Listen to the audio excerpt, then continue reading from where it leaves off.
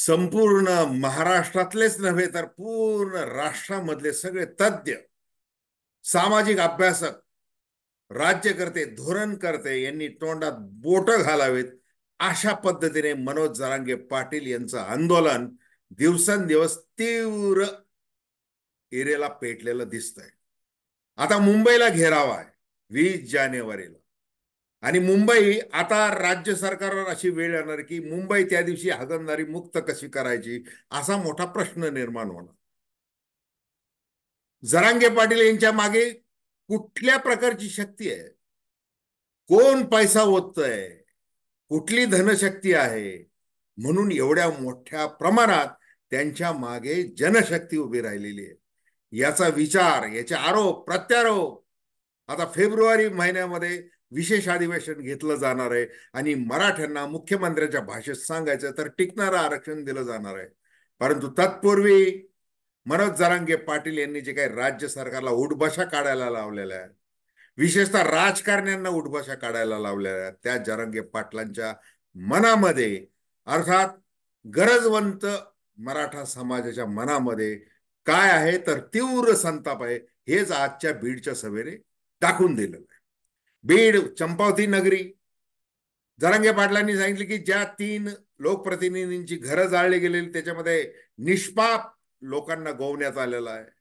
स्वतःच सगळे उपद्व्याप केले आणि आमचे नावं घेत आहेत असा त्यांनी वेगळ्या पद्धतीने परंतु थेट असा गर्भित इशारा दिलेला आहे. हा इशारा देत असताना मुंबईमध्ये आपण पोलिसांना सहकार्य करायचंय, सरकारला नाही असं त्यांनी सांगितलेलं हे विशेष. तर आपण या सगळ्या याच्यामध्ये खऱ्या अर्थाने कोणाच्या मनामध्ये धडकी भरलेली आहे जरांगे पाटलांच्या आंदोलनामुळे, त्यांच्या या अतिविराट सभेमुळं, याच्यावर आपण चर्चा करणार आहोत. नमस्कार, जय महाराष्ट्र. मी डॉक्टर अनिल फळे. हे बघा, अंतरवाली सारथीमध्ये काठ्या पडल्या माया बापड्यांच्या डोक्यावर, डोके फुटले. तिथे जो गोळीबार, छर्रे जे उडवले गेले ते छर्रे आजही त्रास देत आहेत, ते बोलत आहेत असं जरांगे पाटील यांची वेदना ते त्या वेगवेगळ्या पद्धतीने बोलून दाखवत आहेत. आपल्या खास अस्सल मराठवाडी भाषेमध्ये कुठलेही अलंकार वगैरे असे कुठलेही कोट शेरो शायरी न करता ते थेटपणे गोरगरीब मराठ्यांचे प्रश्न मांडत आहेत. गेल्या 70 वर्षांमध्ये जो काही अन्याय झालेला आहे, मग ते कुणबी आम्हाला सरसकट प्रमाणपत्र तुम्ही का देऊ शकत नाही असा त्यांचा प्रश्न आहे. आणि मग आता सगळं राजकारण, आतापर्यंत भारतामध्ये स्वातंत्र्यापूर्वी आणि आता देखील हा जो काही वर्णभेद, जातीभेद, हा सगळा जो काही पसारा वाढलेला आहे, दिवसेंदिवस ते वाढतच चाललेला आहे. भारतरत्न डॉक्टर आंबेडकरांनी असं म्हटलं होतं की काही दिवस आरक्षण द्या, त्याच्यानंतर गुणवत्तेचा, आर्थिक स्तराचा विचार करा, असं ते बोलले होते. परंतु तसं झालंय का?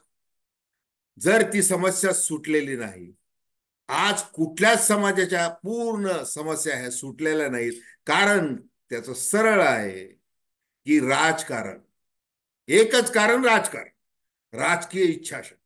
आजही भारतीय जनता पार्टी असो किंवा महाविकास आघाडीतले पक्ष असो, सगळे राष्ट्रवादी, शरद पवारांची राष्ट्रवादी किंवा शिवसेना असो, उभाटा, सगळेजण आपल्याला कोणत्या समाजाची मतं मिळणार हे पाहिलं जात आहे.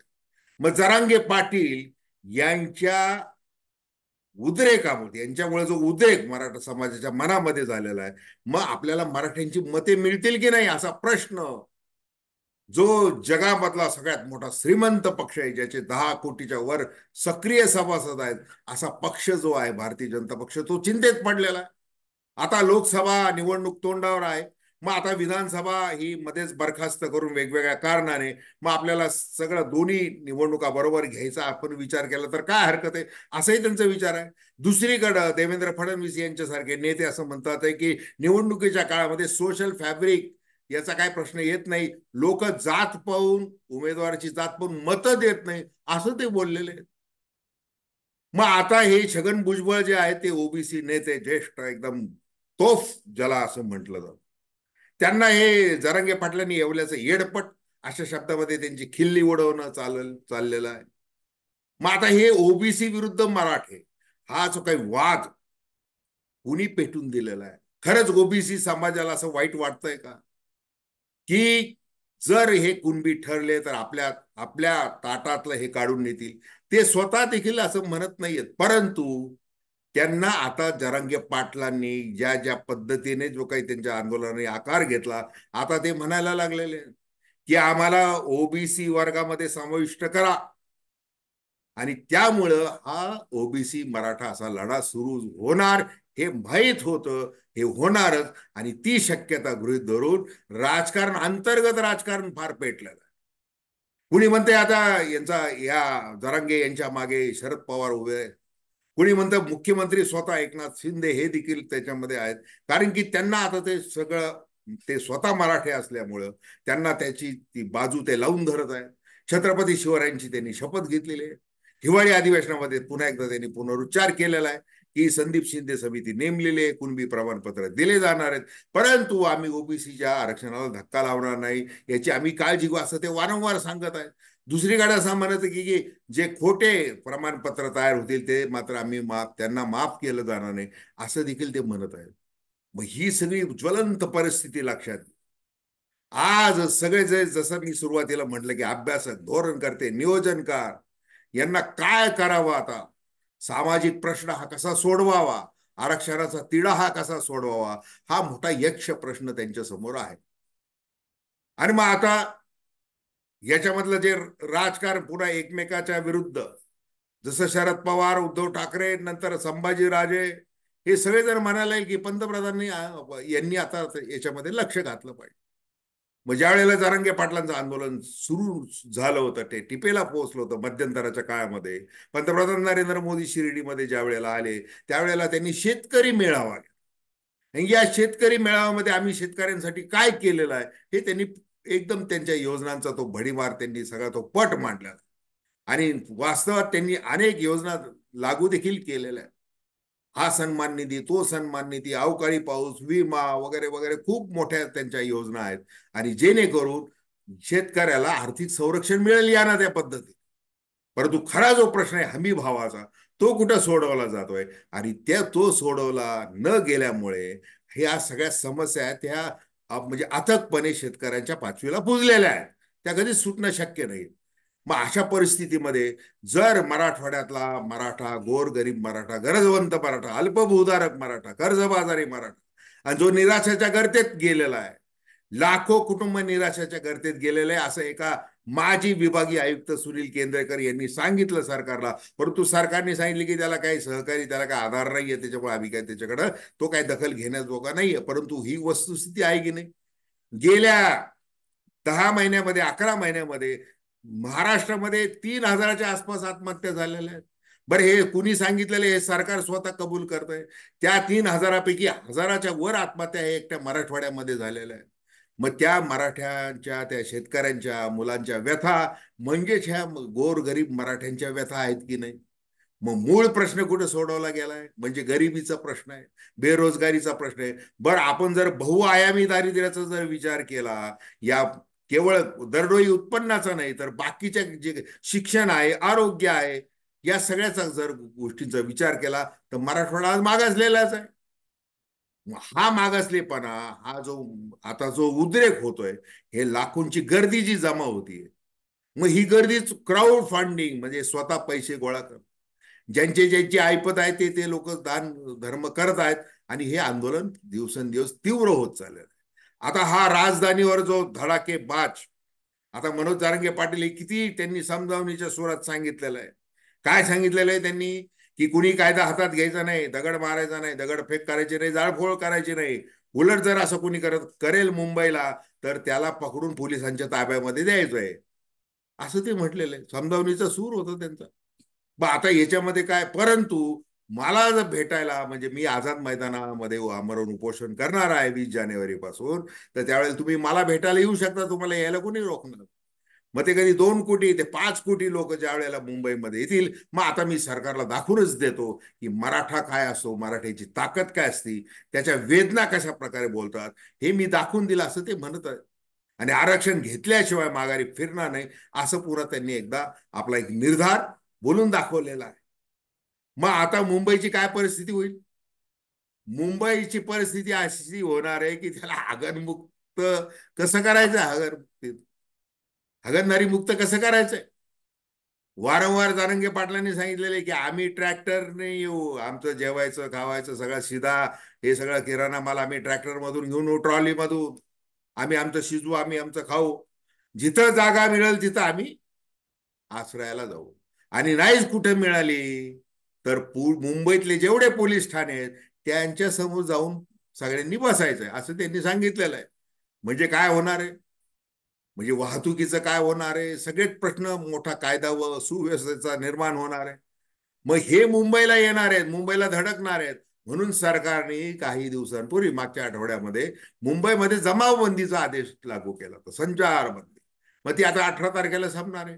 मग आता सरकार पुन्हा 18 तारखेनंतर पुन्हा संचारबंदी लागू करेल, पुन्हा हा तिढा निर्माण होणार आहे. मग सरकार हे सगळं मराठ्यांचे कोट्यावधीचे लक्षावधीचे जथ्थे मुंबईच्या सीमेवर रोखू शकणार आहे का? मी केवढा मोठा प्रश्न याच्यातून निर्माण होणार आहे याची नुसती कल्पना केलेलीच बरी. आणि सरकार म्हणून, प्रशासन म्हणून, पोलीस म्हणून हे जसं एक मोठं आव्हान आहे, तसं मूळ खरं जे आव्हान आहे ते राजकारण्यांसमोर या आंदोलनाने, या गरजवंत मराठ्यांनी उभं केलेलं आहे. आणि ते कसं सोडायचे याची यांना चिंता आहे. बीडमध्ये त्या लोकप्रतिनिधींचे घर जाळले, कोणाचं हॉटेल जाळलं.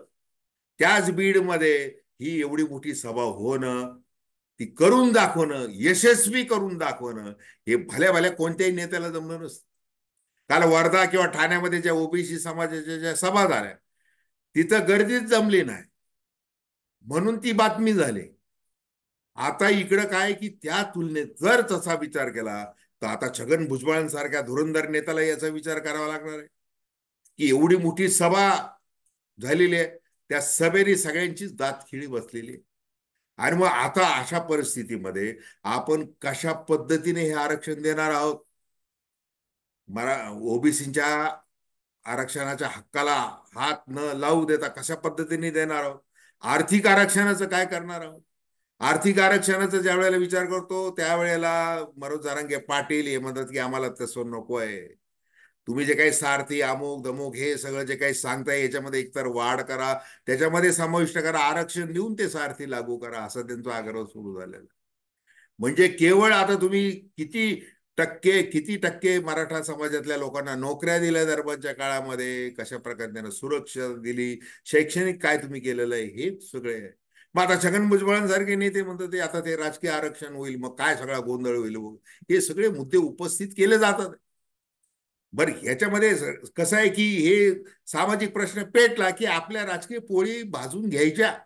जसं आता छगन भुजबळांची सुटका झाली ईडी मधून, निष्पाप ठरले, निर्दोष ठरलेले ते, हायकोर्टाने त्यांना केलेलंच होतं. परंतु आता ईडीने पण असं म्हणावं की आता आम्ही नेमकी याचिका त्यांच्या विरुद्ध का केली होती हे आम्हाला काही सांगता येत नाही. हे असं सगळं म्हणजे एकमेकाचं काय जे करता येईल, भलं करता येईल का, कशा पद्धतीने करता येईल, हे सगळं सगळं राजकारण याच्यामध्ये चालतं. आता इकडे सरकारमध्ये 2 उपमुख्यमंत्री, एक मुख्यमंत्री. मग या मुख्यमंत्र्यांच्या खांद्यावर बंदूक ठेवायची आणि हे आरक्षणाचा जो काही प्रश्न चिघळला गेला तो त्यांनी सोडवायचा, अशा पद्धतीचं तिथं भाजप आणि बाकीचं चालू आहे. तेवढ्या पुरतं बोलायचं. मग इकडं हे जे काही वस्तुस्थिती आहे, तुम्ही जर या राज्यकर्ते आहात तर तुम्हाला कुठलाही भेद करून चालणार नाही. मग एक समाज ज्या वेळेला रस्त्यावर उतरतोय त्यावेळेला दुसऱ्या समाजाला त्यांनी उद्रेक करू नये म्हणून त्याला गोंजारायचं आणि याच्याकडे दुर्लक्ष करायचं. आणि आम्ही दुर्लक्ष करत नाही तर आम्ही आतापर्यंत काय केलेलं आहे याच्यावर वेगवेगळ्या चर्चा घडून आणायच्या. मग याच्या महाविकास आघाडीच्या काळामध्ये सुप्रीम कोर्टाने कसं नाकारलं, मागास आयोगाने काय त्याच्यामध्ये केलं होतं, त्यांनी ते सामाजिक दृष्ट्या, शैक्षणिक दृष्ट्या हा समाज मागासलेला नाहीये हे ते म्हणजे तसंच त्या अहवालामुळे दिसून आलं. मग सुप्रीम कोर्टाने विचारणा केली, तुम्ही हे सिद्ध करून दाखवता, ते सिद्ध करून दाखवता आलं नाही की सामाजिक, आर्थिक दृष्ट्या आणि शैक्षणिक दृष्ट्या मागासलेले आहेत म्हणून. आणि मग हे घडलं कुणामुळे? तर ते उद्धव ठाकरे यांच्यामुळेच घडलं. मग आता त्याच्यामध्ये कोण कोण मंत्री होते? अजित पवार होते, एकनाथ शिंदे होते, सगळेजण होते. त्यावेळेला त्या काळामध्ये हे सगळं ज्या वेळेला सुप्रीम कोर्टाने फेटाळले त्यावेळेला उद्धव ठाकरे, अजित पवार, एकनाथ शिंदे, बाकीचे काही मंत्री सगळे, अशोक चव्हाण, हे सगळे राज्यपालांना जाऊन भेटले होते आणि त्यांना असं सांगितलं होतं की आता तुम्ही केंद्राला गळ घाला, याच्यातून सोडवा. विशेष अधिवेशन बोलवा, संसदेने ठरवा. तसं झालं का? तसं झालं नाही. आता देखील तो प्रश्न सगळा विचारला जातोय की केंद्राने याच्यामध्ये पुढाकार घ्यावा, हा प्रश्न सोडवावा असं सांगितलं जाते, परंतु ते होत आहे का? ते होत नाहीये. मग आता एवढा मोठा जो 70 वर्षात सुटला नाही प्रश्न, तो 7 महिन्यामध्ये कसं काय सोडवायचा? मग त्याच्यामध्ये जर टिकणारं आरक्षण द्यायचं आहे तर मग सगळ्या पद्धतीचा अभ्यास केला पाहिजे. कुणबी आपल्याला ठरवता आलं पाहिजे. मग आता ते कुणबी ठरवताना कुठल्याही याच्यानंतरच जर काही याचिका पुन्हा दाखल झाल्या, कोर्टबाजी झाली, तर करायचं काय? हे सगळे प्रश्न सरकारकडून विचारले जात आहेत. म्हणून सरकारने आज सांगितले की विशेष अधिवेशन होईल फेब्रुवारी. आता फेब्रुवारीमध्ये विशेष अधिवेशन होणार आणि त्यानंतर जे काही राजकीय डावपेच आहे लोकसभा निवडणुकीच्या निमित्ताने ते पुन्हा टाकले जाणार. की आता अधिवेशनामध्ये ठराव झालाय, पुढचं पुढं बघू, ते टिकतंय काय होतंय वगैरे ते ते नंतर बघू. पण आता सगळ्या निवडणुका घेऊन टाका एकदाच्या. मग विधानसभा आणि लोकसभेच्या निवडणुका घ्यायच्या, मग त्याच्यामध्ये फायदे कोणाचे? मग हा फोडलेला गट, तो फोडलेला गट, त्याच्यातून विनिंग कॅन्डिडेट कोण, पुण्यामध्ये इलेक्ट्रिक मेरिट आहे वगैरे ही सगळी चर्चा होईल. पुन्हा पुन्हा म्हणजे कसं आहे, राजकारण सुरू. म्हणजे आरक्षण बाजूला राहणार आणि राजकारण हे सुरूच राहणार, असंच सगळं दिसतंय. तर धन्यवाद. हा व्हिडिओ आपल्याला आवडला असल्यास अवश्य शेअर करा, सबस्क्राईब करा आणि आपल्या प्रतिक्रिया अवश्य नोंदवा. धन्यवाद.